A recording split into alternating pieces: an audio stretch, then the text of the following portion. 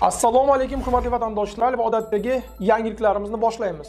Boshlashdan oldin katta iltimos, meni ko'rayotgan bo'lsangiz, podpiskani bosinglar. Podpiska bizning kanalimizga rivojlanishiga juda ham yordam beradi. Iltimos, shuni bosib qo'yinglar.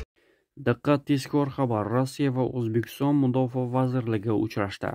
Assalomu alaykum qadrli mehmon, videodan to'liq xabardor bo'lish uchun videoga like va podpisatsiya tugmalarini bosib qo'ying. Moskvada Andrey Belous o'zbekistonlik hamkasbi Shuhrat Xolmuhammedov bilan uchrashdi. Belous O'zbek SSRning ulug' vatan g'alaba qo'shgan hissasini qayd etdi hamda Qizil maydondagi paradda o'zbek harbiylarining ishtirokini muhim deb atadi. Tomonlar 2026-2030 yillarda harbiy sohada Rossiya va O'zbekiston o'rtasidagi strategik sheriklik dasturini amalga oshirish rejasini imzolashdi. Migrantlarning Ukraina Rossiya tomonidan bosib olingan hududlarda borishi va ishlashi qanday oqibatlarga olib kelishi mumkin? Rossiya ijtimoiy tarmoqlari va ko'chalarda Ukrainaning vayron bo'lgan shaharlarda, xususan Mariupol va Donetskda ishlash haqidagi e'lonlar tobora ko'payib bormoqda. Natijada Markaziy Osiyo davlatlaridan kelgan muhojirlarning bir qismi Rossiya nazorati ostidagi bosib olingan hududlarga ishlash uchun keta boshladi. Ular bunga asosan ko'proq pul topish va Moskva kabi Rossiyaning yirik shaharlarida duch keladigan qiyinchiliklardan qochish umidida qo'l uradi. 2014-2022 yillarda Rossiya Qrimni, keyinroq 2022 yilda Ukrainaning 4 viloyatini Donetsk, Lugansk, Zaporij va Xersonni bosib oldi. Moskva dunyoning aksariyat davlatlari tomonidan tan olinmagan bu hududlarda soxta referendumlar o'tkazdi va ularni Rossiya Federatsiyasi tarkibiga kirgan deb e'lon qildi. Biroq xalqaro hamjamiyat, jumladan Markaziy Osiyo davlatlari bu harakatlarni tan olmadi. Shuning uchun xalqaro huquq nuqtai nazaridan bu hududlar Ukrainaga tegishli bo'lib qolmoqda. 2025 yil boshida Rossiya vayron bo'lgan hududlarga ishchi kuchini jalb qilish uchun imtiyozlar kiritdi. Masalan, migrantlarga mamlakatning boshqa hududlarida talab qilinadigan patentsiz ishlashga ruxsat berildi. Mariupol va Donetsk kabi shaharlarda mehnat qilayotgan muhojirlar sonining ortgani shu bilan izohlanadi. Salim Saidov ismi o'zgartirilgan ishg'ol qilingan hududlarga 2 marta ishlash uchun kelganlardan biri. Ilgari u Moskvada ishlagan, ammo politsiya tekshiruvlarining kuchayishi va doimiy bosim tufayli u Mariupolga ko'chib o'tishga qaror qilgan. U yerda do'stlari bilan vayron bo'lgan uylarni ta'mirlash bilan band bo'ldi. Birinchi oylarda ularga va'da qilingan 200 ming rubl to'langan. Ammo keyin kechikishlar va to'lovlar bilan bog'liq muammolar boshlandi. Keyinroq yana pul topish ilinjida Donetsk viloyatiga bordi. Salimning aytishicha, bu hududlar haqiqatan ham Markaziy Osiyodan, xususan Tojikiston va O'zbekistondan kelgan muhojirlar ko'p. Ular asosan qurilish va ta'mirlash bilan shug'ullanadi. Ba'zilar hatto urush qachondir tugaydi, lekin uy qoladi degan umidda arzon uy sotib olishadi. Salim u yerga sayohat qilish xavfli ekanini tan oldi. Bu hududlarda muntazam ravishda portlashlar eshitiladi. Qonunsizlik hukm suradi. Biroq uning so'zlariga ko'ra, chegaradan o'tishda pasport muhr qo'yilmaydi. Shuning uchun ham qonunchilikda muammo bo'lmaydi degan umidda. Hukumatning sukuti. Markaziy Osiyo davlatlari, jumladan Tojikiston, O'zbekiston va Qirg'iziston rasmiylari ishg'ol qilingan hududlarga borishning xavfi haqida rasmiy ogohlantirishlar bermagan. Ular bir necha bor o'z fuqarolari mamlakat tashqarisida harbiy harakatlarda qatnashmaslikka chaqirgan bo'lsalarda, Qrim, Donetsk yoki Xersonga sayohat qilishning huquqiy maqomi borasida aniq tushuntirish berilmagan. Ekspertlarning fikricha, Markaziy Osiyo davlatlari o'z fuqarolarini bunday hududlarga borish bilan bog'liq xavflar haqida rasman ogohlantirishi kerak. Bunday ogohlantirishlar bo'lmaguncha migrantlar nafaqat sog'lig'ini, balki erkinligini ham xavf ostiga qo'yib, mojaro zonasiga borishdan davom etadi. Qariyani urgan bezori muhojir hibsga olindi.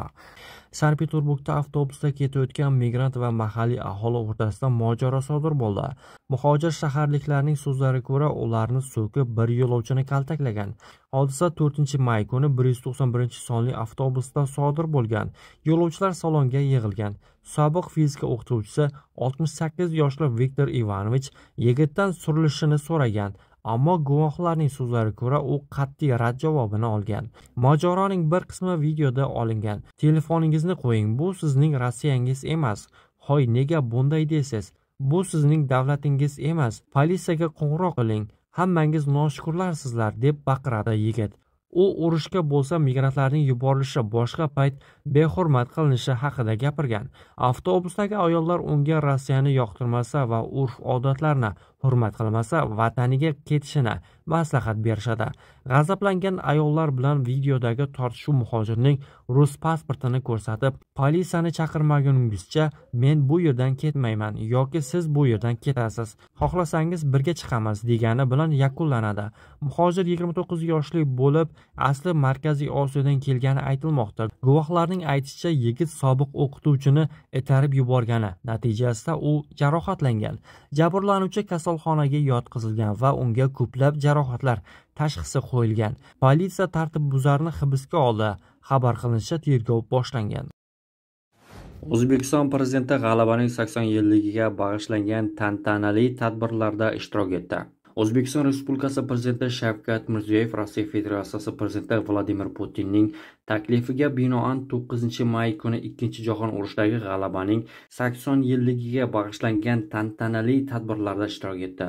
Qizil maydonda g'alaba paradi bo'lib o'tdi. Tadbirda Xitoy prezidenti Si Szinpin, Braziliya prezidenti Lula da Silva, Misr prezidenti Abdulfattoh Assi, Belarus prezidenti Aleksandr Lukashenko, Qozog'iston prezidenti Qosim-Jomart To'qayev, Qirg'iziston prezidenti Sadir Japarov, Tojikiston prezidenti Emomali Rahmon, Turkmaniston, Mo'g'uliston, Kuba va boshqa davlatlar ham qatnashdi. Ikkinchi jahon urushidagi g'alaba millionlab insonlarning jasorati, matonati va fidoyiligi natijasidir. Bu ulug' maqsadga erishishda ko'p millatli O'zbekiston xalqining ham salmoqli hissasi bor.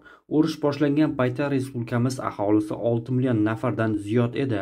Urush yillarida 2 millionga yaqin o'zbekistonlik frontga jo'natildi. 538 mingdan ziyod kishi jang maydonlarida halok bo'ldi. 158 mingdan ortig'i bedarak yo'qoldi. Ko'rsatgan mardligi va jasorati uchun O'zbekistondan 214 mingdan ziyod askar va ofitser jangovar orden va medallar bilan taqdirlandi.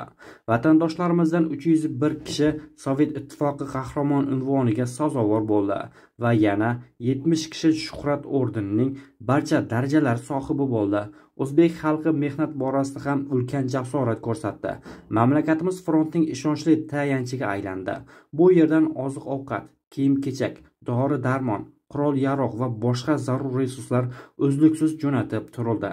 Qisqa muddatda O'zbekiston hududida 170 dan ortiq evakuatsiya qilingan korxonalar joylashtirilgani mudofaa sanoatining uzilishlarsiz ishlashini ta'minladi. O'sha og'ir yillarda O'zbekiston xalqi yuksak insonparvarlik namunasini ko'rsatib, front oldi hududlardan evakuatsiya qilingan 1,5 milliondan ortiq kishini, jumladan 250 mingdan ziyod yetim bolalarni qabul qildi. O'zbek xalqining urush yillaridagi jasorati xalqaro hamjamiyatda keng e'tirof etilmoqda.